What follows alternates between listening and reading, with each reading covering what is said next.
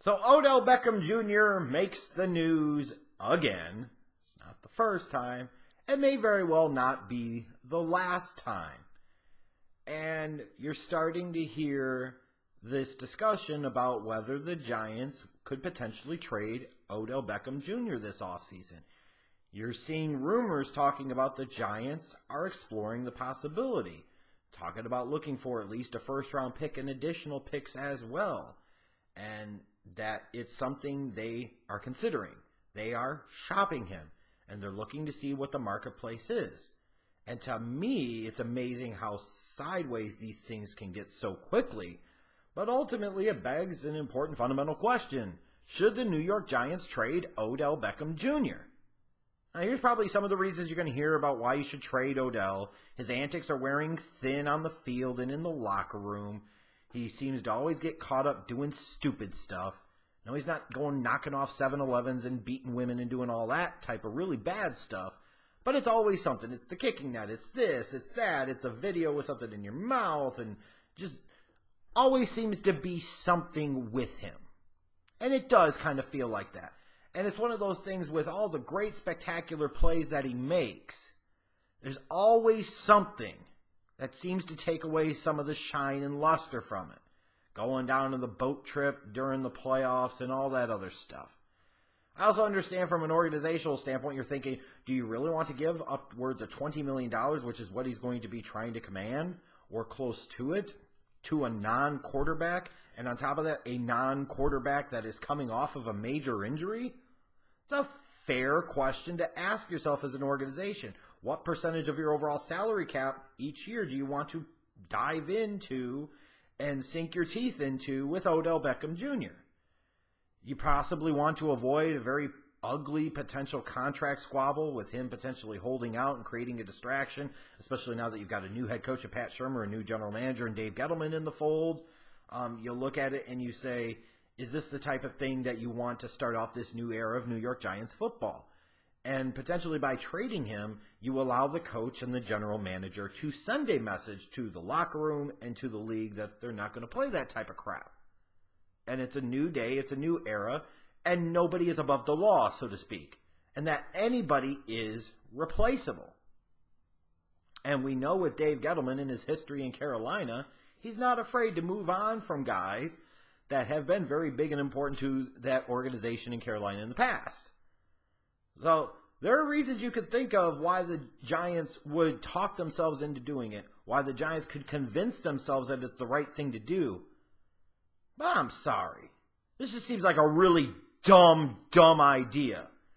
Because if you're all in on Eli in 2018, why would you trade his number one weapon on offense and not really have a close to or absolute equivalent replacement? But you're going to go into it with an older, getting close to the end, Brandon Marshall, Sterling Shepard, and Evan Ingram, and think that's automatically going to make things okay? Did you see what happened to that offense once Odell Beckham Jr. went down in 2017? Now you want to make sure that you go without him? Without a clear-cut replacement on the roster? If you're all in on Eli, and you think you could still win with Eli, why in the bluest of blue fucks would you do that? And even if you look at the draft, if you draft Saquon Barkley or Quentin Nelson number 2, why would you draft one of them to bring them into that offense and then create a massive hole somewhere else by trading Odell Beckham Jr.? That just makes no goddamn sense whatsoever. You're adding here and massively subtracting over here. Or you trade down for a boatload of picks. Why would you want to just trade Odell Beckham Jr. for a couple of more picks? Doesn't seem to be that sensible to me. And again, I come back to this. If you are truly invested in Eli being that dude in 2018 and you think you can make some type of run at the playoffs in the Super Bowl, you think trading Odell Beckham Jr. makes Eli Manning better at 37 at the end of his career? Really? If Dave Gettleman makes this trade, you have to wonder if there's a video of him out there smoking crack with Marion Barry or something. Not to mention, Let's say you draft a quarterback number 2 overall because you say Eli's your starter in 2018, but long-term you're thinking about the health and viability of the organization. Also for the head coach and general manager, you want to bring that young QB in the fold because it potentially provides you a second contract because you bought yourself time with that young guy. Why would you trade away the number 1 target for years to come for that young quarterback? Why would you risk putting that young quarterback into a situation that isn't great? Why would you put him in a situation and take away the one true star that he has? And sorry, Giants fans, I know you saw flashes out of Evan Ingram last year, but part of that is based off of the situation and circumstance. They didn't have anybody else to damn throw to. That's coming off of 1 year, too. So let's not put the anointing oil on him just yet. You know what you've got in Odell Beckham Jr. Why in the frickin' hell would you want to bring a young quarterback into the situation where you bring him in and you trade away a guy in Beckham who's just in theory getting ready to enter the peak, the prime of his damn career? And then even when you look at the fundamentals of trading him, what type of package can you really get for him? Coming off of a season-ending injury with some of the other stuff, the videos and so forth, the antics, in a contract year. And who's going to step up to the plate and give you the first-round pick reasonably and other picks and be able to do so? And justify it to themselves, their fan base, to the organization. Are you talking about maybe the Rams, the Panthers, the Bills? Do you really think the Jets are going to give up the 6th overall pick for Odell Beckham Jr.? No. Could you make an argument based on value that you should? Maybe. But they won't. I would highly doubt that. So we're thinking realistically here. You're looking at the Bills with the 22nd pick. You're looking at the Panthers with the 24th pick. And what do the Rams have? The 23rd pick? So those might be the 3 most realistic viable options, with the Bills having by far the most draft pick currency to be able to make this type of deal and not bat an eye for it. But can you risk trading a superstar, a legit superstar like Odell Beckham Jr. for a couple of unproven guys who may take 2 to 3 years to come into their own, and even if they do, might never give you anywhere close to the impact, star power, playmaking ability of Beckham?